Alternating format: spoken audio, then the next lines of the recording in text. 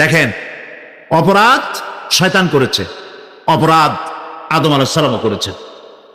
একজন অপরাধ করে শয়তান হয়ে গেল, আর একজন অপরাধ করে আল্লাহর পয়গম্বর হয়ে গেলেন। সুবহানাল্লাহ বলবেন না? কেন? কারণ হলো শয়তান বুদ্ধিজীবী, বুদ্ধির আশ্রয় নিল। আদম আলাইহিস সালাম তিনি বুদ্ধির আশ্রয় নেন নাই, তিনি আকলের, তার জ্ঞানের কাছে তিনি আশ্রয় নিয়েছেন। অর্থাৎ তিনি চিন্তা করতেছিলেন যে আল্লাহ পাক আমাকে নিষেধ করলেন একটা গাছের কাছে যেতে, আমিও গেলাম, বউও গেল, যা নিষেধ করলেন সেটা করলাম। এখন যদি আল্লাহ আমারে প্রশ্ন করেন যে আমার হুকুম অমান্য করলা কেন, কি জবাব দেব? আদম আলাইহিস সালাম জবাব খুঁজে পাচ্ছিলেন না। কিন্তু আমি ওই আয়াত তেলাওয়াত করার পর সর্বপ্রথম সেই ছাত্র জীবনে আমি চিন্তা করলাম জবাবটা একটা দিতে উনি পারতেন। ছাত্র মানুষের মধ্যে তো নানান চিন্তা আসে, তো আমার চিন্তা আসলে উনি একটা জবাব তো দিতে পারতেন, আমাদের আবাল বাসার একটা জবাব তো দিতে পারতেন, এই যে আল্লাহ পাক সবই ঠিক আছে, অপরাধ আমি করেছি, ভুল আমি করেছি, কিন্তু আমার এটা জানতে ইচ্ছে হয় জান্নাতের সমস্ত নাজ নেয়ামত আমার জন্য তুমি জায়েজ করে দিলা, যে গাছটার কাছে যাওয়া যাবে না, ফল খাওয়া যাবে না, এরকম একটা গাছ জান্নাতের মধ্যে বানাইয়া আমার বিপদে ভালাইলা কেন? এরকম একটা জবাব তিনি দিতে পারতেন, কিন্তু তিনি দেন নাই। কারণ তিনি বুঝতে পেরেছেন মহাশক্তিধর আকাশ আর জমিনের মালিক আল্লাহ রাব্বুল আলামিনের সামনে আর্গুমেন্ট চলে না, তার সামনে আর্গুমেন্ট চলে না, সারেন্ডার চলো, আত্মসমর্পণ করা চলো। হযরত আদম আলাইহিস সালাম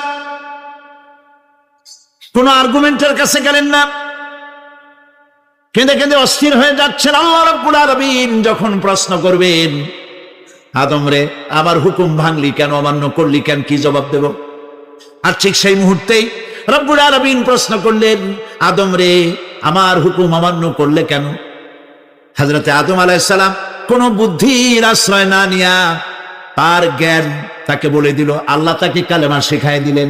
উদ্বুদ্ধ হয়ে তিনি আল্লাহ রাব্বুল আলামিনের সামনে মাথা নত করে দিয়ে বললেন, রব্বানা যালামনা আনফুসানা ওয়া ইল্লাম তাগফির লানা ওয়া তারহামনা লানাকুনান্না মিনাল খাসিরিন। পড়েন সবাই, রব্বানা যালামনা আনফুসানা ওয়া ইল্লাম তাগফির লানা ওয়া তারহামনা লানাকুনান্না মিনাল খাসিরিন।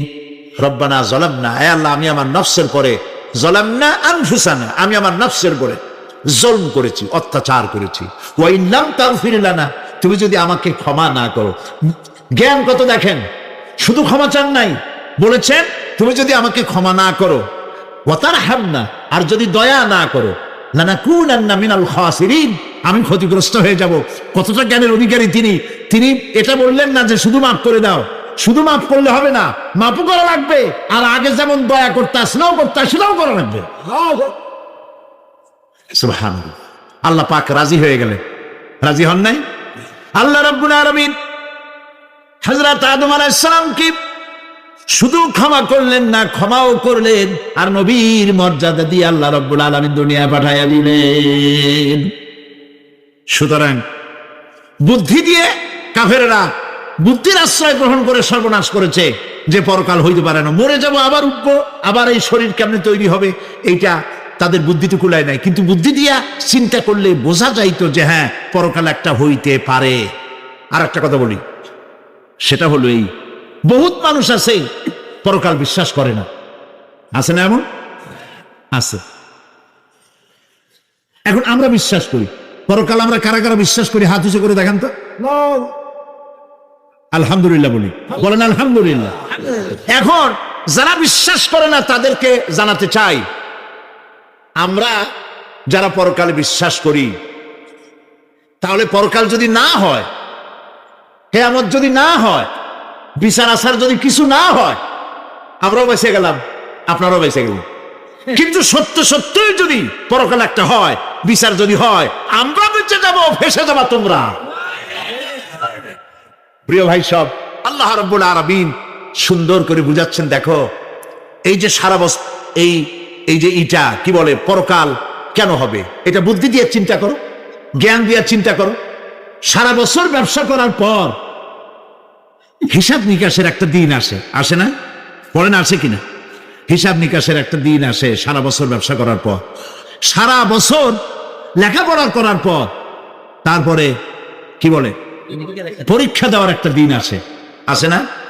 তো সারা জীবন আপনি এখানে কাজবাজ করবেন, এখানে আপনি ভালো করলেন মন্দ করলেন, এর কোনো জবাব হবে না, বিচার হবে না। এটা পাগলের চিন্তা করতে পারে, আর পাগলেরা চিন্তা করে বলেই তারা বলে, পাগলেরই এটা কথা, মাটির পুতুল যেমনে নাচায় তেমনে নাচি, পুতুলের কি দোষ?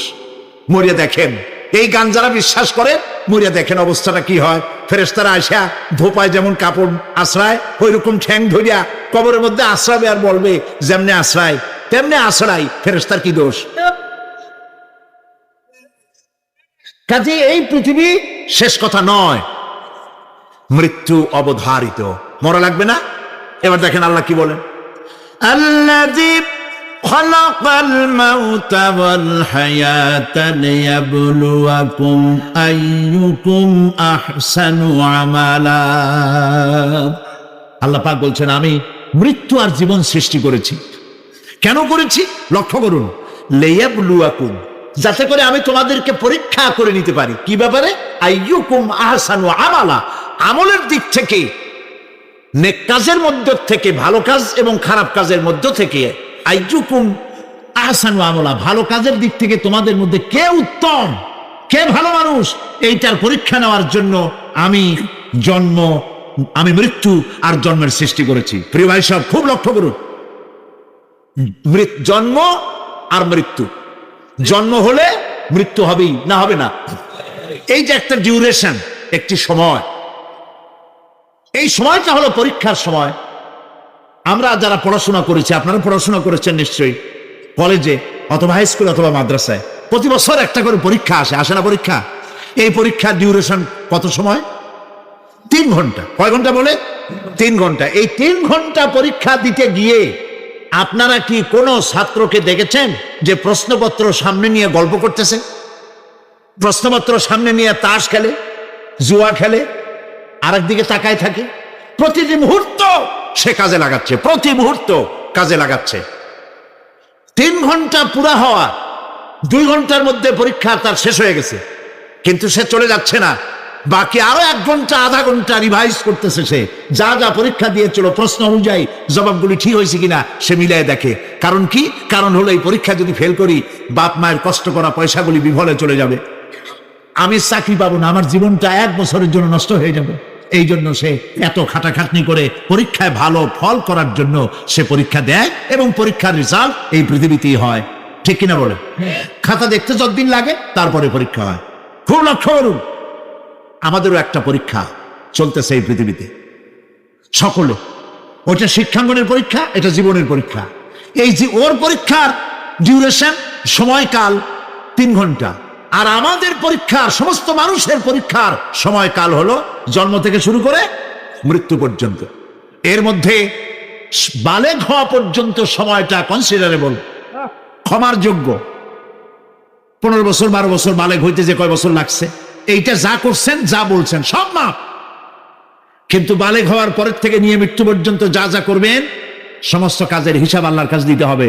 একটা প্রশ্ন করি আপনাদের কাছে, রাগ করবেন না তো? বলবেন যে কথা বলতে তো আপনি আসছেন, আমাদের দিয়ে খাটান কেন, এরকম চিন্তা করবেন না তো? প্রশ্নটা হচ্ছে, বলেন তো দেখি, পৃথিবীর মধ্যে সব চাইতে মূল্যবান জিনিস, দামি জিনিস কোনটা? হ্যাঁ, ইখতিলাফ হয়ে গিয়েছে, ইখতিলাফ হয়েছে। কেউ বলেছে যৌবন, কেউ বলেছে কোরআন, কেউ বলেছে ইসলাম। আর যারা বেশি বুদ্ধি রাখে তারা খামোশ, তারা কথা বলে নেই। কোনটা কইয়া কোন জ্বালা চুপ করে থাকেই ভালো। সব থেকে মূল্যবান জিনিসের নাম সময়। সব থেকে মূল্যবান জিনিসের নাম কি? এবার বলেন, এই পৃথিবীর মানুষ সব থেকে অপচয় করে কোন জিনিসে? সময়ে। সময়ের অপচয় আমরা যা করি। আমি সেদিন পুলিশ লাইনে আমার একটা বক্তব্য ছিল, কয়েক হাজার পুলিশ ছিল সেখানে, জুমার দিন। আমি বলছিলাম জুমার আগে তাদের সামনে, আজ আপনাদেরকে বলি, বাড়িতে আজকে রাত্রে ক্যালকুলেটর না থাকে যদি কাগজ কলম হাতে নেন। জীবনের 15 বছর বাদ দেন, এখন আপনার বয়স এখন যা, এই বয়সে প্রতিদিন ওই যৌবন প্রাপ্তির পর থেকে নিয়ে এই পর্যন্ত প্রতিদিন টেলিভিশনের সামনে নাটক দেখার জন্য, সিনেমা দেখার জন্য, ন্যাশনাল জিওগ্রাফি দেখার জন্য, ডিসকভারি দেখার জন্য, স্পোর্টস দেখার জন্য প্রতিদিন কয়েক ঘন্টা টিভির সামনে আপনি বসেন। এরপরে আপনি এগুলিকে সপ্তাহে কয় ঘন্টা হয়, মাসে কয় ঘন্টা হয়, বছরে কয় ঘন্টা হয়, বয়স এখন আপনার 50 বছর, 15 বছর বাদ দেন, 35 বছর, হিসাব করেন কয় বছর আপনি টেলিভিশনের সামনে বসা ছিলেন। আমার কথা কি মাথায় ঢুকছে? কয় বছর টেলিভিশন আর সিনেমা হলে বসা ছিলেন? চায়ের দোকানে গল্প করতে গিয়ে, আড্ডা মারতে গিয়ে কতটা সময় নষ্ট করেছেন?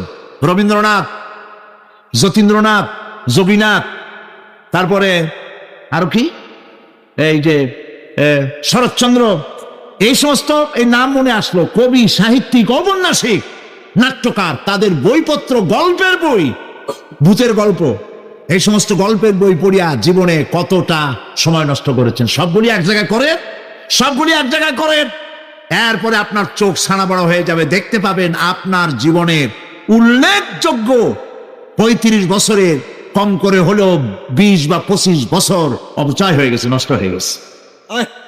ইন্না লিল্লাহি ওয়া ইন্না ইলাইহি রাজিউন।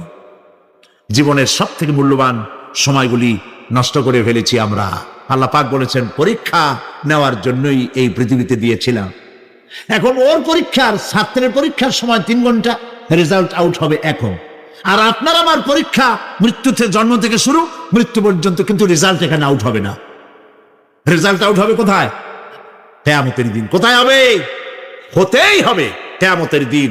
সেদিন এই পৃথিবীতে যারা ভালো কাজ করবে, ভালো কাজের জন্য আল্লাহ পুরস্কার দিবেন, আর মন্দ কাজ যারা করবে তাদের জন্য তিরস্কার তারা পাবেই। এই জন্য বিচার, কিয়ামত হওয়া, বিচার হওয়া, এটা বিবেকের দাবি, এটা জ্ঞানের দাবি। যারা বুদ্ধিজীবী দাবি করে, কপাল পোড়া, এরা এটা বোঝে না, এদের মাথার মধ্যে এটা ঢোকে না। ঠিক কিনা বলো? প্রিয় ভাই সব, কিয়ামত হবে এবং কিয়ামতে আল্লাহর দরবারে আমাদের সকলকে উঠতে হবে, এতে কোনো সন্দেহের অবকাশ না। এবার দেখেন আল্লাহ পাক এবার যুক্তি দিয়ে বুঝাচ্ছেন। সুবহানাল্লাহ বলেন। তোমরা যারা বলো যে মরে যাব, পচে যাব, মাটির সাথে মিশে যাব, আবার জিন্দা হব কেমনে? আল্লাহ বলে, কেমনে জিন্দা হবা বুঝাই। সুবহানাল্লাহ বলেন। আল্লাহ রাব্বুল আলামিন বলেন, আল্লাহুল্লাযী আরসালার রিয়াহা ফাতুসিরু সাহাবা فسقناه إلى بلد ميت فأحيينا به الأرض بعد موتها كذلك النشور। আল্লাহ পাক বলেন, লক্ষ্য করে দেখো, সমুদ্রের লবণাক্ত পানিগুলি বাষ্পীয় আকারে মেঘমালায় পরিণত করে দেই, আর বাতাসকে হুকুম করি মেঘটাকে টেনে নিয়ে যাও অমুক জায়গায়। আল্লাহ যেখানে বৃষ্টি দিতে চান, বাতাস মেঘকে ঠেলে নিয়ে সেখানে নিয়ে আসে, বৃষ্টির পানিগুলি পড়ল। আল্লাহ পাক বলেন, আকাশের সেই বৃষ্টির পানি দিয়া মরা জমিনকে আমি জিন্দা করে দিলাম। ফাআহিয়ানা বিহিল আরদা বাদা মাউতিহা, এই মৃত্যু জমিনকে আমি জিন্দা করলাম। সেখানে তুমি বীজ বপন করলে, সেই বীজগুলি, বীজের মাথা ফাটাইয়া চারাগুলি কে বাইর করে দিল? মাটির আস্তরণ, মাটির আস্তরণের মধ্যে কদুর বিচি, লাউর বিচি। আপনারা কদু কর না লাউ বলেন? যেটাই হোক, বুঝলেই হইল, কদু অথবা লাউ একই কথা। অথবা যে কোনো শাক সবজি, উদ্ভিদ, এর চারা, এর বীজ মাটিতে দেওয়া হলো, মাটিটা ফেটে চারা, যে পাতা দুটো বেরিয়ে আসলো, এই পাতা কি শক্ত না নরম? তাহলে মাটিটা ফাটাইয়া পাতা দুটো বাইর করে দিল কে? সুবহানাল্লাহ বলে। মরা জমিন থেকে, মরা জমিনে বৃষ্টির পানি দিয়ে জমিনটাকে জিন্দা করে, তার ভিতর থেকে আমি এভাবে করে জিন্দা করি, উদ্ভিদগুলিকে জিন্দা করে দেই। ঠিক একইভাবে কাযালিকান নুশুর, এইভাবে করে কিয়ামতে তোমাদেরকে উঠানো হবে। সুবহানাল্লাহ। লাল শাক দেখছেন? লাল শাক খান না আপনারা? বিচিগুলো ছোট ছোট, বিচিগুলি ছড়ায় দেন, দেখবেন কয়েকদিনের মধ্যে মাটির থেকে সব উদ্গত হয়ে যাবে। আল্লাহ পাক এই পৃথিবীতে আমাদের সৃষ্টি করেছিলেন, কবরের মধ্যে আমরা চলে যাব। সে কবর কি, হাসর কি ইত্যাদি বলবো ইনশাআল্লাহ ধীরে ধীরে। তো মাটির ভিতর থেকে এই গাছগুলির চারাগুলি যেভাবে উদ্গত হয়, আল্লাহ পাক বলছেন এইভাবে করে আমি তোমাদেরকে জিন্দা করব, আবার উঠাবো, এতে কোনো সন্দেহ নাই। সুবহানাল্লাহ। রব্বুল আলামিন দৃষ্টান্ত দিয়ে বুঝাচ্ছেন, আলাম ইয়াকুন নুতফাতাম মিন মানিয়্যিন ইউমনা সুম্মা কানা আলাকাতান ফাখালাকা ফাসাওয়া ফাজআলা মিনহু যাওজাইনি যাকারা ওয়াল উনসা। আল্লাহ পাক বলেন, মানুষকে নিকৃষ্টতম মাতৃগর্ভে নিক্ষিপ্ত এক ফোঁটা পানি ছিল না, আমি তার থেকে আকার আকৃতি দিয়ে সুগঠিত করে মানুষের আকার দান করেছি, আর মায়ের পেটের ভিতরে আমি নারী আর পুরুষ বানাইছি, কন্যা সন্তান এবং পুত্র সন্তান বানাইছি। সুবহানাল্লাহ। এখন মানুষে কয় যে আমরাও পারি। এই যে ক্লোনিং সিস্টেম একটা শুরু হয়েছে, শুনছেন আপনারা? কথা না কইলে বুঝি কি ক্লোনিং পদ্ধতি। এটি ক্লোনিং পদ্ধতি বিজ্ঞানীরা যারাই কাজটা করতেছে, তারা বিশ্ব সভ্যতাকে বিনষ্ট করার একটি মারাত্মক কাজে তারা হাত দিয়েছে। ক্লোনিং পদ্ধতিতে যে যা কিছু তৈরি হয়, এর আগে ভেড়ার বাচ্চা হয়েছে, ছাগলের বাচ্চা বানাইছে, সেগুলি তার মায়ের মতোই হয়েছে অথবা পিতার মতো হয়েছে। পিতার ডিএনএ নিয়ে একটা পুরুষ জাতীয় জন্তুর ডিএনএ অথবা স্ত্রী জাতীয় একটি জন্তুর ডিএনএ নিয়ে তারপরে বিশেষ প্রক্রিয়ার মাধ্যমে সন্তান, এই বাচ্চা উৎপাদনের ব্যবস্থা তারা শুরু করেছে পশু দিয়ে। এরপরে মানুষ এভাবে করা যায় কিনা সেই চিন্তা তারা করেছে। ইতিমধ্যে নাকি দুটো বাচ্চা হয়েছে, এটা সত্য না মিথ্যা এখনো যাচাই করা যায় নাই। কিন্তু পশুর থেকে যেগুলো হয়েছে সবগুলি রোগ নিয়ে আসছে পৃথিবীতে, গেল 1 নম্বর কথা। 2 নম্বরে ডিএনএর মাধ্যমে যে মানব শিশু পয়দা হয় তার সবগুলি তার মায়ের অনুকরণে হয়, একেবারে অবিকল মায়ের চেহারা নিয়ে আসতেছে, অবিকল পিতার চেহারা নিয়ে আসতেছে। চিন্তা করুন, এই মেয়ে যখন বয়সপ্রাপ্তা হবে তখন তার পিতা কি করে বুঝবে তার বউ কোনটা আর মেয়ে কোনটা? কথা শুনতেছেন? পিতার অবিকল চেহারা নিয়ে একটা সন্তান আসলো, এখন সন্তান বড় হয়েছে, তার মা কি করে বুঝবে যে আমার স্বামী আসছেন, আমার ছেলে আসছে? মানুষের এই হাজার হাজার crore crore million billion trillion মানুষ আল্লাহ পাক সৃষ্টি করেছেন এই পৃথিবীতে, একটা মানুষের চেহারার সাথে আরেকটা মানুষের মিল না, গলার আওয়াজেরও মিল নাই। যতই নকল করার চেষ্টা করুক একজন আর একজনের, ধরা পড়েই, ঠিক কিনা কন? ধরা পড়বেই। গলার আওয়াজের যদি মিল থাকতো কি হইতো? এই যে মাহফিলে আসছেন আপনার ওয়াজ শুনতে, বউ আছে বাড়ি, আপনার অবিকল আপনার আওয়াজের মতো একজন, গলার আওয়াজ ঠিক একই রকম, আপনার ঘরের দরজা কাছে যেয়ে বলতো, শুনছো আমি আসছি, দরজা খুলে দাও। তারপর দরজা খুললে কি হইতো চিন্তা করেন? সুবহানাল্লাহ বলবেন না? সুতরাং ক্লোনিং পদ্ধতিতে যারা মানুষ বানাবার চেষ্টা করছে, বিশ্ব সভ্যতাকে ধ্বংস করার জন্য, নৈতিকতার বাঁধকে ভেঙে দিয়ে পৃথিবীকে জেনা ব্যভিচারের একটি বিশাল একটি জাহান্নামে পরিণত করার জন্য তারা এই চেষ্টা চালাচ্ছে। উচিত হবে পৃথিবীর সমস্ত নেতৃবৃন্দ, বিশ্ব নেতৃবৃন্দের ঐক্যবদ্ধ হয়ে এই দুঃসাহসিক কাজকে বাধা দিয়ে বন্ধ করে দেওয়া উচিত। আল্লাহর সৃষ্টির সাথে পাল্লা দিতে গেলে ধ্বংস ছাড়া পথ থাকবে না। লক্ষ্য করেছেন? আপনি সাক্ষী দিলে আজ এক সাক্ষী দেবেন, কালকে বলবেন যে ওই সাক্ষী আমি দেইনি। আজকে সই করেছেন, কালকে বলবেন ওই সই আমি করি নাই। কিন্তু আল্লাহ রাব্বুল আলামিন আপনার ফিঙ্গারপ্রিন্ট, আপনার আঙ্গুলের ছাপ এমন করে দিয়েছেন, এই আঙ্গুল দিয়ে যদি কাগজের উপর একটা টিপ মারেন, টিপ সই করেন, আপনার বাবা কবর থেকে উঠে এসেও বলতে পারবে না যেটা আপনার না। আদম আলাইহিস সালাম থেকে নিয়ে আজ পর্যন্ত, আজ থেকে নিয়ে কিয়ামত পর্যন্ত যত মানুষ পৃথিবীতে এসেছে আর আসবে, কোন মানুষের আঙ্গুলের রেখার সঙ্গে আর একজন আঙ্গুলের রেখার মিল হবে না। এ হচ্ছে আমার আল্লাহর সৃষ্টি। সুবহানাল্লাহ। সুতরাং তিনি বলছেন, আমি মাতৃগর্ভের ভিতরে সন্তান তৈরি করি, সেই সন্তানকে কোনটা কন্যা সন্তান, কোনটা পুত্র সন্তান আমি বানাই। এই কাজটা যিনি পারেন, এবার দেখেন সামনে কি বলতেছেন আল্লাহ। এই কাজটি যিনি করতেছেন আলাইসা যালিকা বিকাদিরিন আলা আন ইউহিয়াল মাউতা। এত বড় কাজ যিনি সম্পাদন করেছেন, এক ফোঁটা নাপাক পানি, এক ফোঁটা নিকৃষ্ট গান্দা পানি যা শরীর থেকে নির্গত হলে পরে গোসল ফরজ হয়ে যায়, এমন এক ফোঁটা পানি দিয়ে তোমার জন্মের উৎপত্তি করেছি, আকার দিলাম, হাত দিলাম, পাও দিলাম, চোখ দিলাম, সুন্দর করে বানালাম, তারপরে পৃথিবীতে পাঠালাম। এরপরে তুমি কি করে মনে করতে পারো যে সেই আল্লাহ তোমার মৃত্যুর পরে আবার জিন্দা করতে পারবে না? আলাইসা যালিক, আল্লাহ পাক কি তোমাকে মৃত্যুর পরে আলাইসা যালিকা বিকাদিরিন, আল্লাহ পাকের পক্ষে এটা কি সম্ভব নয় যে তোমার মৃত্যুর পরে আল্লাহ আবার চিন্তা করবেন? বলেন অবশ্যই পারবেন, বলেন অবশ্যই পারবেন। প্রিয় ভাই সব, আল্লাহ পাকের পরে বলছেন, ইয়া আইয়ুহান নাসু ইন কুনতুম ফি রাইবিম মিনাল বা'সি ফাইন্না খালাকনাকুম মিন তুরাব। হে মানব সকল, যদি সন্দেহ হয় যে আমি তোমাদের পরকাল সম্পর্কে, যদি পুনরুত্থান সম্পর্কে যদি তোমাদের সন্দেহ হয়, জানা থাকা উচিত আমি তোমাদেরকে মাটি দিয়ে সৃষ্টি করেছি, মাটির উপকরণ দিয়ে সৃষ্টি করেছি। এই মাটির সাথে মিশে যাবা, আবার উঠানো হবে। মাটিতে কবরের মধ্যে মুর্দা রাখার সময় কি বলি আমরা?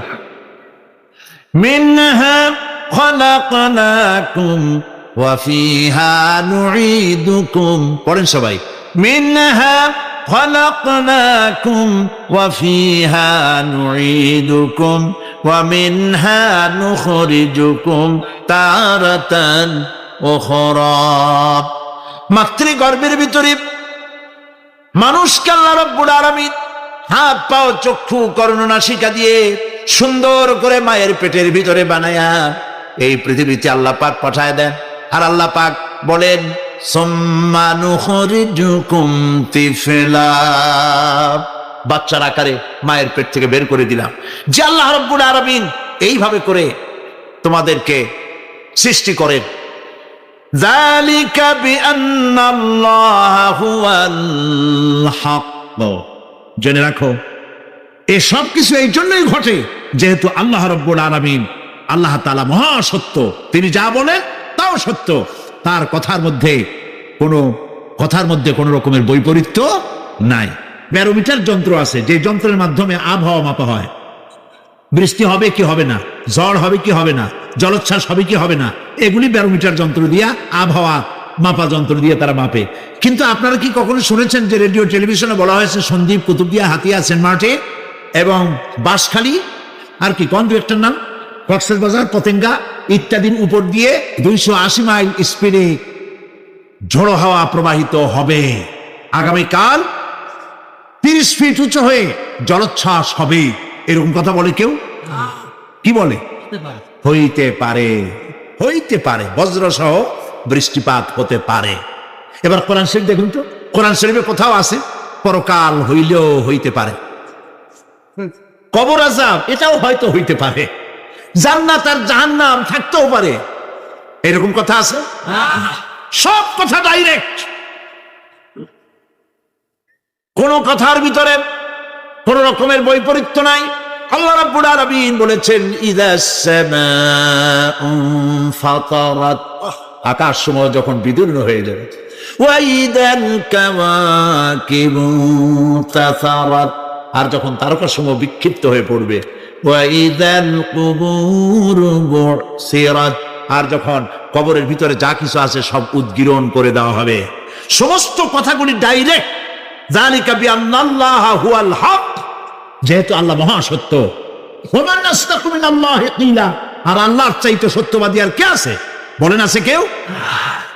সে আল্লাহ রাব্বুল আলামিন বলেন, এত কিছু কাজ, এত সুন্দর ব্যবস্থাপনা করে যিনি করেন, ওয়া আন্নাহু ইউহিল মাউতা ওয়া আন্নাহু আলা কুল্লি শাইইন কাদির। সে আল্লাহ রাব্বুল আলামিন তোমাদেরকে তোমাদের মৃত্যুর পরে আবার জিন্দা করবেন, এতে সন্দেহ করার কোনো কারণ নাই। وأن الساعة آتية لا ريب فيها وأن الله يبعث من في কুবুর। আল্লাহ পাক বলছেন অবশ্যই কিয়ামত আসবে, তাকে কেউ বিন্দুমাত্র এতে কোনো সন্দেহ নাই। আর ওয়া আন্নাল্লাহা ইউবাসু মান ফিল কুবুর, আর আল্লাহ পাক অবশ্যই কবরে যা কিছু আছে সব বের করে নিয়ে আসবেন। কান্নাহুম জারাদুম মুনতাশির, যেমন আপনারা দেখছেন কিনা এই যে যখন বন্যা বলে, পানি টানি যখন ওঠে, যে বন্যা নাকি বলে, তুফান, বন্যা ইত্যাদি যখন হওয়ার সম্ভাবনা হয়, তখন মাটি থেকে, গ্রাম্য পরিবেশে দেখা যায় মাটি থেকে পোকামাকড়গুলি এভাবে উঠতে থাকে। দেখছেন না? আপনারা দেখছেন কিনা? পাখাওয়ালা পিঁপড়াগুলি এইভাবে সব উঠতে থাকে। কান্নাহুম জারাদুম মুনতাশির, এইভাবে করে পোকামাকড় পতঙ্গগুলি যেভাবে মাটি থেকে উদ্গত হতে থাকে, সমস্ত খবরগুলি থেকে মানুষগুলি ভাবে উদ্গত হয়ে যাবে। তবে হ্যাঁ, আপনারা একটা প্রশ্ন করতে পারেন যে কবর দিয়ে সব উঠবে, কিন্তু যে মানুষের বাগে খাইছে তার কি হবে? যে মানুষটা আগুনে পড়ে গেছে তার কি হবে?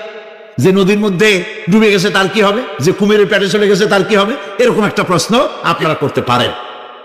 কবর কাকে বলে সেটা আমাদের জানতে হবে।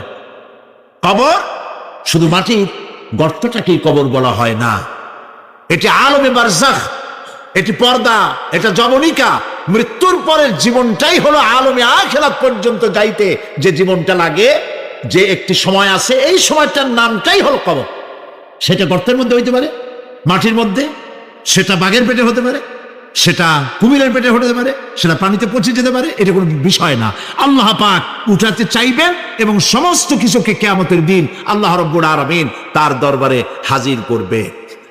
তাহলে আমরা বুঝতে পারলাম যে কিয়ামত যে হবে এই ব্যাপারে কোনো সন্দেহের অবকাশ না। এখন ওই কিয়ামতের দিন আল্লাহ রাব্বুল আলামিন আমাদের বিচার নেবেন, হিসাব করবেন। দুনিয়ায় যে পরীক্ষা দিয়েছিলাম, এই পরীক্ষায় যদি কেউ একবার ফেল করে, আর একবার পরীক্ষা দিয়ে পাশ করার সুযোগ আছে। আরো একবার যদি ফেল করে, আবার পরীক্ষা দিয়ে পাশ করার সুযোগ আছে। 10 বার পরীক্ষা দিবেন, 10 বার ফেল করবেন। 100 বার পরীক্ষা দিবেন, 100 বার ফেল করবেন, তারপরেও আবার পরীক্ষা দেওয়ার সুযোগ আছে। কিন্তু কিয়ামতের ময়দানে যদি কোনো মানুষ তার জীবনের পরীক্ষায় যদি ফেল করে, দ্বিতীয়বার পরীক্ষা দিয়া পাশ করার আর কোনো সুযোগ নাই। এই পৃথিবীতে জজ কোর্টে কেউ হেরে গেল, হাইকোর্টে আপিল করার সুযোগ আছে। হাইকোর্টে যদি হেরে যায়, সুপ্রিম কোর্টে কেস করে জেতার সুযোগ আছে, আপিল করার সুযোগ আছে। সুপ্রিম কোর্টেও হেরে গেল, প্রেসিডেন্টের কাছে জীবন ভিক্ষা চাওয়া যাইতে পারে। কিন্তু কিয়ামতে, আখিরাতে, আদালতে, ওই জায়গায় মানুষ যদি একবার তার জীবনের মামলায় হেরে যায়, দ্বিতীয়বার আপিল করার আর কোনো জায়গা নাই। কঠিন জায়গা, সেই জায়গা হবে এবং সেখানে সবাইকে উঠতেই হবে। সুতরাং এই যে প্রশ্ন করা হয় যে প্রায় এই কিয়ামত কবে হবে, এটা বিশ্বাস করি না, হ্যান ত্যান ইত্যাদি, মরলে আবার জিন্দা করবে কে, এইসব প্রশ্নের কোনো দাম নাই। আল্লাহ পাক এই ব্যাপারে আরেকটি কথা বলছেন, ইয়াসআলুনাকা কাআন্নাকা হাফিয়্যুন আনহা কুল ইন্নামা ইলমুহা ইনদাল্লাহ ওয়ালাকিন্না আকসারান নাসি লা ইয়ালামুন। হে নবী, এরা আপনার কাছে এই প্রশ্নটা করে এইভাবে যে কিয়ামত কবে আসবে, মনে হয় যেন আপনি এটা জানেন। এই ইলম কিয়ামত কবে হবে মনে হয় যেন আপনি এটা জানেন, সেই জন্য তারা এই প্রশ্নটা করছে। আসলে কুল ইন্নামা ইলমুহা ইনদাল্লাহ, কিয়ামত কবে হবে এটা কে জানেন? ওয়ালাকিন্না আকসারান নাস লা ইয়ালামুন, অবশ্যই অধিকাংশ মানুষেরা এটা জানে না। কিয়ামত কবে হবে এটা একমাত্র আল্লাহ পাক জানেন। পরকালের জীবন যে হবে এতে কোনো সন্দেহ নাই, সেই ব্যাপারে আল্লাহ পাক বলছেন, আআনতুম আশাদ্দু খালকান আমিস সামাউ বানাহা। তোমরা যে পুনরুত্থান সম্পর্কে অস্বীকার করো, এবার চিন্তা করো, তোমারে বানানো কঠিন না ওই মহা আকাশটা বানানো কঠিন? কোনটা কঠিন বলেন না আপনারা, কোনটা কঠিন? আপনারা একটু তাকায় দেখেন তো, এই যে বিশাল প্যান্ডেল, এই প্যান্ডেলে খুঁটি আছে না নাই? আছে কিনা? কতগুলো খুঁটি গুনতে আপনার আধা ঘন্টা খানেক সময় লাগবে, ঠিক না? এই একটা প্যান্ডেল বানাতে যদি এতগুলি খুঁটি লাগে, তাহলে বিশাল আকাশে যদি এইরকম খুঁটি লাগতো আকাশটারে ঝুলাই রাখার জন্য, তাহলে চিন্তা করেন তো, খুঁটির জ্বালায় গাড়ি গাড়ি চালান যাইতো? আছে কোনো খুঁটি? জোরে বলেন আছে? নাই।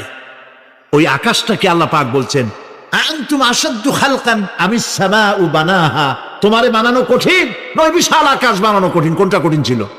তো ওই আকাশটা বানানোই তো আল্লাহ পাকের কাছে সহজ হয়ে গেছে। তাহলে তোমারে একবার বানাইয়া যে একবার বানাতে পেরেছেন তিনি আবার চিন্তা করতে পারবেন না, এই চিন্তা কেন করো?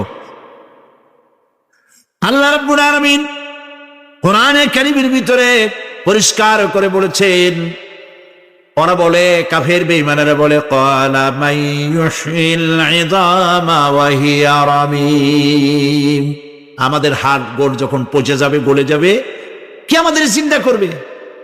জবাবে আল্লাহ পাক বলেন, হে নবী আপনি বলুন, কুল ইউহয়িয়াল্লাযী আনশাহা আউওয়ালা মাররা, আপনি বলে দিন যে আল্লাহ রাব্বুল আলামিন একবার তোমাকে সৃষ্টি করেছেন, প্রথমবার যিনি সৃষ্টি করেছেন দ্বিতীয়বার মৃত্যুর পরে আবার তিনি জিন্দা করবেন।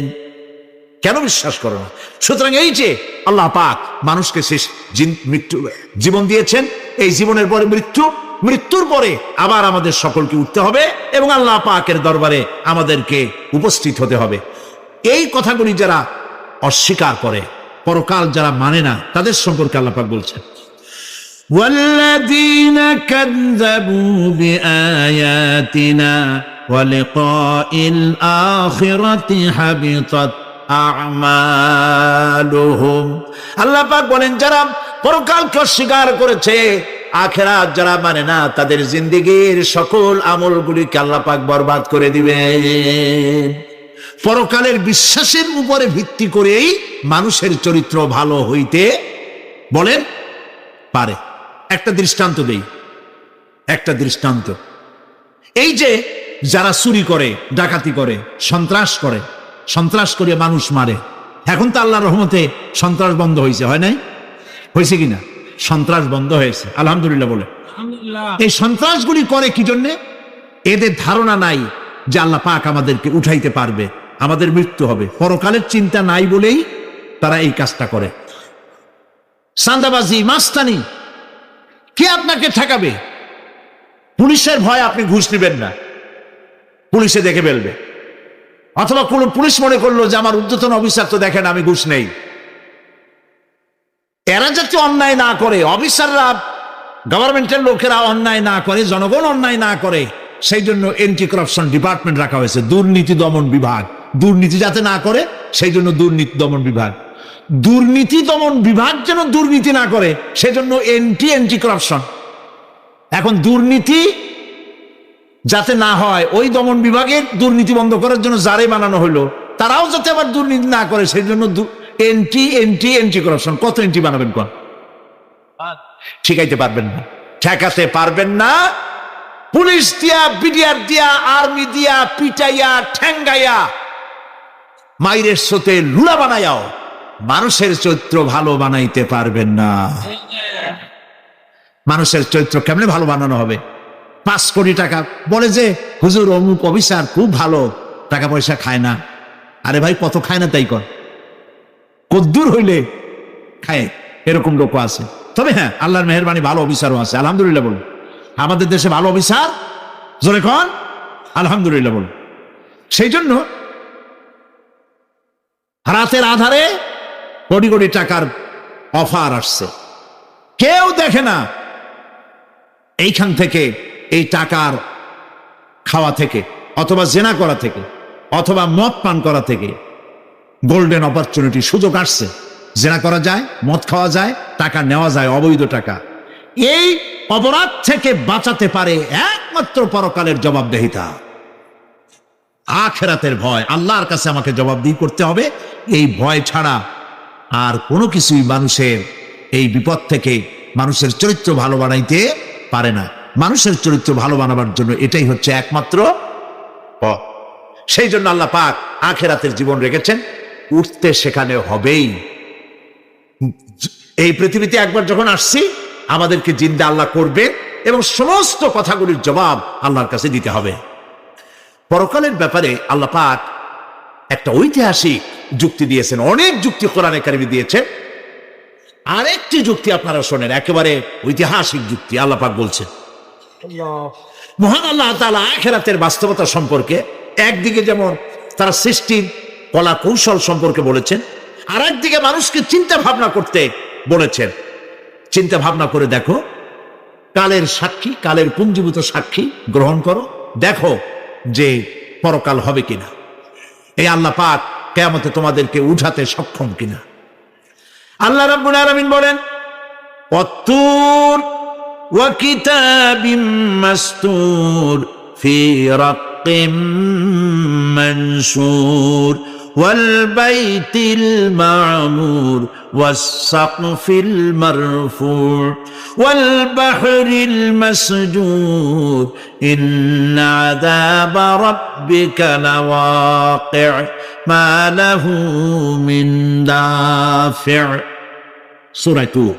আল্লাহ পাক বলছেন, তুর পাহাড়ের শপথ, তুর পাহাড়ের শপথ, সেই প্রকাশ্য পবিত্র গ্রন্থের শপথ যা লিপিবদ্ধ রয়েছে মুসলিম ঝিল্লিতে, চর্ম ঝিল্লিতে লিপিবদ্ধ রয়েছে।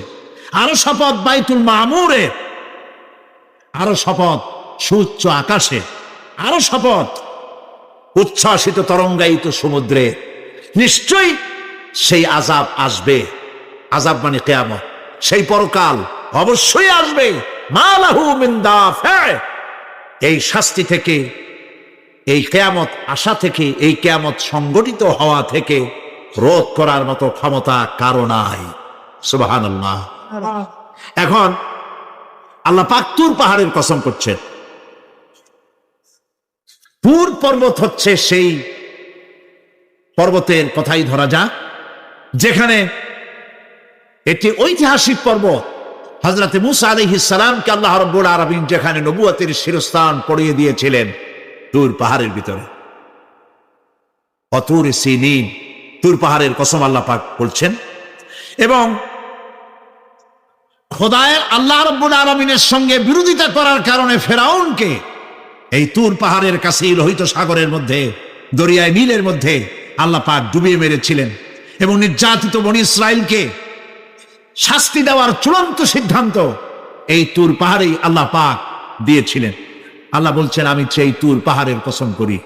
ওয়া কিতাবিম মাসতুর, এবং পবিত্র গ্রন্থের শপথ, যে গ্রন্থগুলি নাজিল হয়েছে নবীদের উপরে, ইনজিল, তাওরাত, জাবুর, কোরআন, এই কিতাবগুলির কসম করি। সুবহানাল্লাহ। কোরআনের কসম করি, আল্লাহ পাক বলছেন, এই কিতাবগুলির কসম করছি, তুর পাহাড়ের কসম করছি, কিতাবগুলির কসম করছি। ওয়াল বাইতুল মা'মুর, আর বাইতুল মা'মুরের কসম করছি। সেটা কি? আকাশের প্রত্যেকটি আকাশে একটি করে বাইতুল মা'মুর আছে। ওই আকাশের ফেরেশতারা এই বাইতুল মা'মুরকে কেন্দ্র করে আল্লাহ রাব্বুল আলামিনকে সেজদা দেয়। আল্লাহ পাক হযরত আদম আলাইহিস সালামকে বলেছিলেন, একটি ঘর বানাও, বাইতুল মা'মুরের নিচে বানাও। তিনি বললেন, আমি তো জানি না বাইতুল মা'মুর কোথায়। হযরত জিবরাইলকে পাঠানো হলো। বাইতুল মা'মুর আকাশের যেখানে আছে, ঠিক সেই সোজা বর্তমানে মক্কা শরীফে যে কাবা শরীফ যা আছে, অবিকল আল্লাহ পাকের আকাশে বাইতুল মা'মুর যেখানে, তার সরাসরি নিচেই কাবা শরীফ স্থাপিত হয়েছে। আল্লাহ রাব্বুল আলামিন বলছেন, আমি এই বাইতুল মা'মুরের কসম করছি। এরপরে আল্লাহ পাক বলছেন যে ফেরেশতারা যে বাইতুল মা'মুরকে তাওয়াফ করে এবং আল্লাহ পাকের ইবাদত করে, সেই বাইতুল মা'মুরের কসম। ওয়াস সাকফিল মারফু', সুউচ্চ আকাশের কসম। এই আকাশ আল্লাহ পাক সৃষ্টি করেছেন বিগাইরে আমাদিন, কোন রকমের কোন খুঁটি ছাড়াই। সুবহানাল্লাহ বলি আমরা। এই বিশাল আকাশ সম্পর্কে ওই যে বুদ্ধিজীবী যারা, কোরআনের জ্ঞান যাদের কাছে নাই, তারা বলে যে আকাশ বলতে কিছু নাই, ওইটা একটা নীলা নীলা, বহুত দূর, সেই জন্য নীলা নীলা দেখা যায়। এই পৃথিবী সম্পর্কেও তাদের ধারণা, এই পৃথিবীও কিছু না, এটা হলো ওই যে কি বলে, সূর্যের কাছের থেকে একটা উজ্জ্বল জ্যোতিষ্ক খুব ফোর্সে যাচ্ছিল, এই ফোর্স সহ্য করতে না পেরে সূর্যের একটি অংশ মহাশূন্যের উপরে ছিটকে পড়লো। ঘুরতে ঘুরতে পৃথিবীর আকার ধারণ করেছে। এই হলো ওদের ধারণা, এক্সিডেন্টের মাধ্যমে নাকি এই পৃথিবী হয়েছে। মূল কথা হলো এইভাবে করে যদি কোনো একটা গ্রহ উজ্জ্বল জ্যোতিষ্ক যাওয়ার কারণে পৃথিবী হয়ে থাকে, তাহলে এখন তো পৃথিবীতে মানুষ ধরতেছে না, মানুষ তো অনেক বেশি বেড়ে গেছে, তাহলে আর একটা জ্যোতিষ্ক দয়া করে সূর্যের পাশ দিয়া যাইয়া আর একটা খণ্ড হালাই দিয়া আর একটা পৃথিবী বানায় না কেন? প্রিয় ভাই সব, আল্লাহ পাক বলছেন ওয়াসাকফিল মারফু, আমি এই বিশাল আকাশের কসম করি। সুবহানাল্লাহ। এরপরে ওয়াল বাহরিল মাসজুর, পৃথিবীতে প্রবাহিত উচ্ছ্বসিত তরঙ্গায়িত সমুদ্র রাজির কসম করি। সুবহানাল্লাহ। আচ্ছা বলেন তো, এই পৃথিবী এর নিচে কি? এই পৃথিবীর নিচে কি? এই পৃথিবী মহাশূন্যের উপরে ঘুরছে। লক্ষ্য করেন আল্লাহর কত বড় শক্তি। আটলান্টিক মহাসাগর কোথায় বলতে পারবেন না? এই পৃথিবীতে। আটলান্টিক মহাসাগর কোথায়? এই পৃথিবীতে। আটলান্টিক মহাসাগর, প্রশান্ত মহাসাগর, ভূমধ্য সাগর, যত সাগর আর মহাসাগর সব এই পৃথিবীতে। এই পৃথিবী অসংখ্য পাহাড়, অসংখ্য সমুদ্র আর অসংখ্য মানবরাজি নিয়ে লাটিমের মতো ঘুরতেছে। সুবহানাল্লাহ। মহাশূন্যের উপর, মহাশূন্যের উপরে লাটিম যেমন ঘোরে, পৃথিবী তেমন ঘোরে, অথচ মানুষগুলো ছিটকে পড়ে যায় না, পানিগুলি উড়ে কোথাও পড়ে যায় না। সুবহানাল্লাহ বলতে ইচ্ছে করে না। আল্লাহ রাব্বুল আলামিন সূরা ইয়াসিনের মধ্যে বলেছেন লাশ-শামসু ইয়ানবাগি লাহা আন তুদরিকাল কমারা ওয়ালাল লাইলু সাবিকুন নাহার ওয়া কুল্লুন ফি ফালাকিন ইয়াসবাহুন। সূর্য চন্দ্রের অধিকার নষ্ট করতে পারে না। রাত দুপুরের সময় সূর্য উঠবে না, দিনের দুপুর বেলায় চন্দ্র উদিত হয়ে সূর্যের আলোকে নিষ্প্রভ করতে পারে না। চন্দ্র সূর্যের আগে যেতে পারে না, সূর্য চন্দ্রের আগে যেতে পারে না। কারো গায়ে কারো ধাক্কা লাগে না। অসংখ্য তারকারাজি উড়ে বেড়াতেছে, কারো সাথে কারো কোনো ধাক্কা নাই, কোনো সংঘর্ষ নাই। মহাশূন্যের উপরে সূর্য চন্দ্র যেমন ঘোরে, ওয়া কুল্লুন ফি ফালাকি ইয়াসবাহুন, চাঁদ আর সূর্য যেমন ঘোরে, মহাশূন্যে যা আছে তাও ঘোরে। এই পৃথিবীটা মহাশূন্যের উপরে, গোটা পৃথিবী, সমস্ত সমুদ্র আর মহাসমুদ্র নিয়ে সব ঘুরতেছে। সুবহানাল্লাহ। ওয়াল বাহরিল মাসজুর, তরঙ্গায়িত উচ্ছ্বসিত সমুদ্র রাজির কসম করি। সমুদ্র সন্দ্বীপ যাওয়ার সময় কেমন অবস্থা হয় যদি তুফানে পড়ে? দাল্লা মান তাদউনা ইল্লা ইয়াহু, সকলের কথা মানুষ ভুলে যায়। মওজুন কাল জিবাল, পাহাড়ের মতো যখন ঢেউগুলো আসতে থাকে সবাই সব ভুলে যায়, তখন মনে পড়ে শুধু আল্লাহ। কি মনে পড়ে? আল্লাহ। আল্লাহ কত বড়, সমুদ্রের কাছে যাই দেখেন। সুবহানাল্লাহ। এই বিশাল বিশাল সমুদ্র রাজির কসম করছি। এতগুলি কসম করে আল্লাহ পাক কোরআনে কারীমের মধ্যে বলছেন, দেখো এই সব জিনিসগুলি আমি সৃষ্টি করেছি, আর এই জিনিসগুলির কসম করে বলছি সেই পরকাল অবশ্যই অনুষ্ঠিত হবে, সেই আযাব আসবে।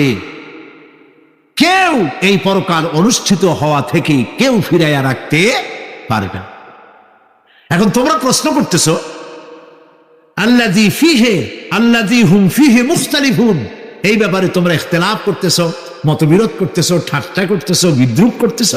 কাল্লা সায়ালামুন, অবশ্যই তোমরা জানতে পারবে। সুম্মা কাল্লা সায়ালামুন, অবশ্যই তোমরা জানতে পারবে সেই পরকাল হবে, এতে কোনো সন্দেহ নাই। সুবহানাল্লাহ। এখন ওই পরকাল কিভাবে হবে, কেমনে অনুষ্ঠিত হবে, সে কথাগুলি আমি আগামীকাল আপনাদের সামনে আলোচনা করব ইনশাআল্লাহ। দাঁড়ানো ভাইরা একটু বসেন, দাঁড়ানো যত ভাইরা আছে মেহেরবানি করে সবাই বসেন, আর একটু জিকির করেন লা ইলাহা ইল্লাল্লাহ, লা ইলাহা, জোরে পড়েন লা ইলাহা ইল্লাল্লাহ। আলহামদুলিল্লাহ, আজকে প্রথম দিনেই এটি কোরআনে কারীমের তাফসীরের মাহফিলের রওনক, মকবুলিয়াতের একটি নমুনা। আজকে প্রথম দিনেই 5 জন আজকে প্রথম দিনেই 5 জন ইসলাম কবুল করার জন্য মঞ্চে এসে হাজির হয়ে গেছেন, আলহামদুলিল্লাহ বলেন। তাদেরকে আমরা ইসলাম কবুল করাবার ব্যবস্থা করছি, আর তারপরে মোনাজাত হবে, আজান হবে, এশার জামাত হবে। এত বড় জামাতের লোক কারো সামলানো উচিত না। নামাজ জামাতে আদায় করে আপনারা যাবেন। দেন কাগজ দেন। আমি একজন একজন করে তোমরা দাঁড়ায় যাবে নাম নিলে। রাখাল চন্দ্র দাস, পিতা যতীন্দ্র চন্দ্র দাস, হ্যাঁ, গ্রাম রাজানগর, আখাউড়া। এর বর্তমান নাম পছন্দ করেছে মোহাম্মদ। কইছে দাঁড়া, ও আচ্ছা। তারপরে গৌরঙ্গ কুমার ঘোষ, পিতা কাটিয়া চন্দ্র ঘোষ, ধর্ম হিন্দু, আগের জন্য হিন্দু, আর বাড়ি হলো ভেলাবো, রূপগঞ্জ। বর্তমান নাম পছন্দ করেছে মাহবুবুর রহমান।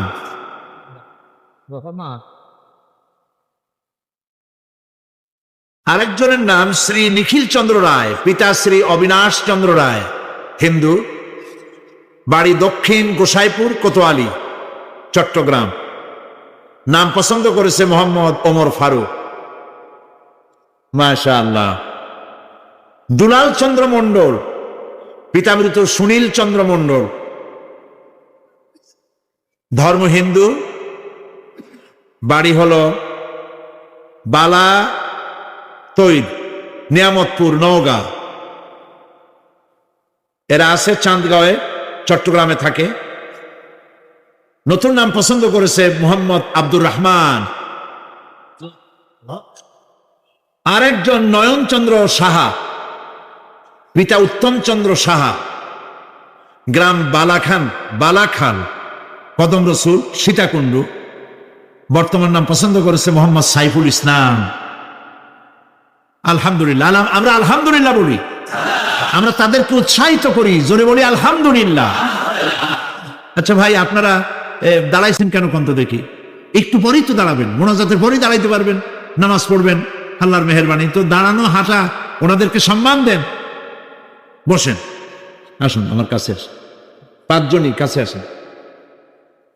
হাত দেন, হাত হাত হাত হাত। আচ্ছা, মাথাগুলি নিচে করে আসুন।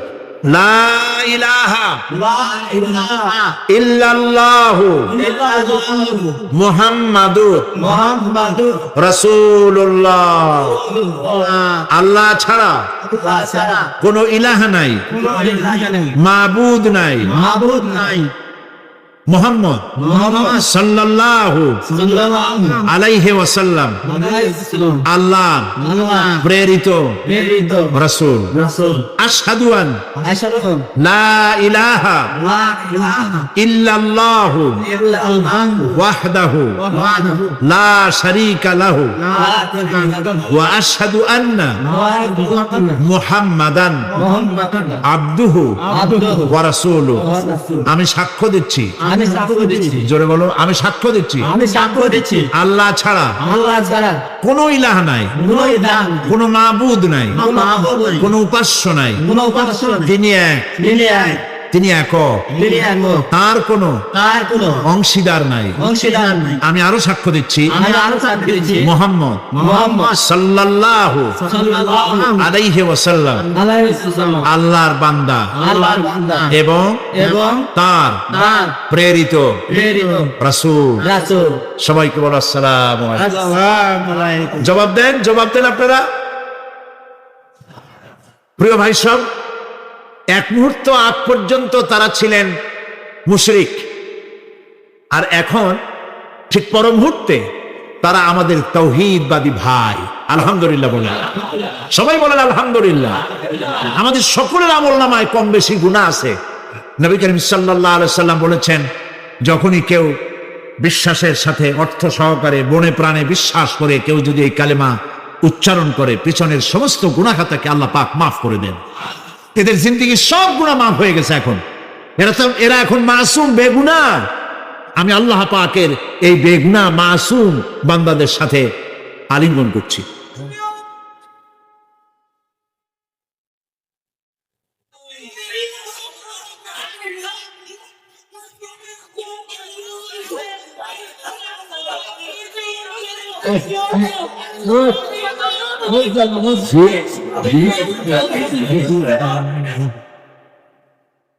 শরীফের যে তাফসীরগুলি আমি এখানে করেছি, আল্লাহ করাইছেন, সেগুলি এখন বিশাল বিশাল বই হয়ে গিয়েছে।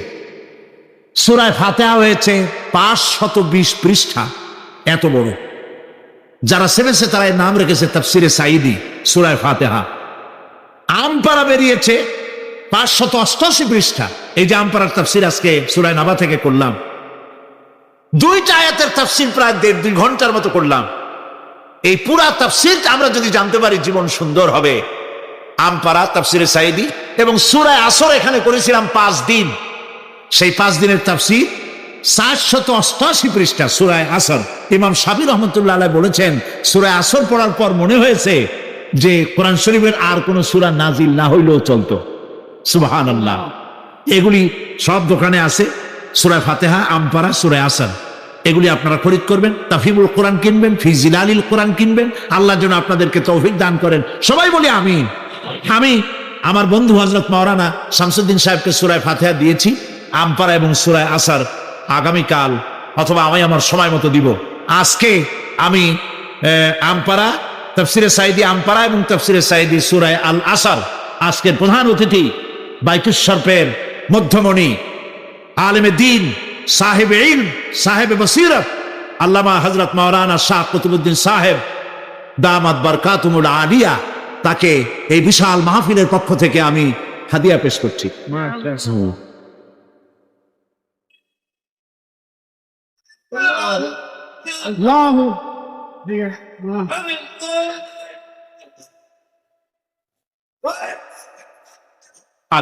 আমরা নামাজ আদায় করব, ইশার নামাজ ইনশাআল্লাহ। আল্লাহুম্মা আমিন। রব্বানা যালামনা আনফুসানা ওয়া ইন লাম তাগফির লানা ওয়া তারহামনা লানাকুনান্না মিনাল খাসিরিন।